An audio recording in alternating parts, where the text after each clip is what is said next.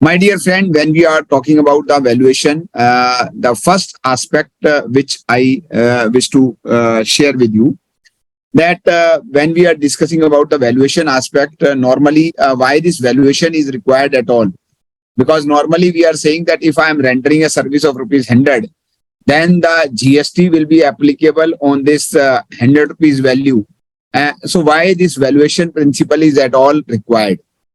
So my dear friend, in another words, if I say that transaction value is is 100 rupees, the transaction value is 100 rupees. So whether this will be the assessable value, meaning thereby the value on which I have to pay the tax, charge and pay the tax. So whether both the transaction value called as TV and the assessable value in this slide will be called as AV, whether both are same. So my dear friend, I just wish to share with you that it will not be the same at all the occasions, meaning thereby the transaction value may be different than the assessable value for the many reasons which we are going to discuss. So my dear friend, in case the transaction value is not equivalent to the assessable value, meaning thereby you have a transaction of 100, but the assessable value is more than or less than the 100.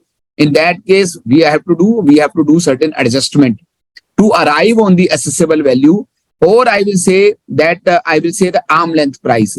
Like you are dealing with the transfer pricing, there is a price called arm length price.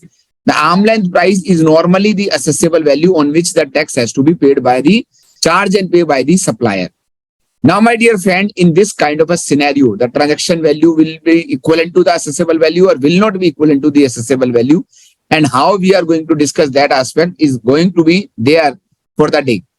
Now, my dear friend, let us start with the discussion wherein we will be discussing that the transaction value will not be equivalent to the assessable value.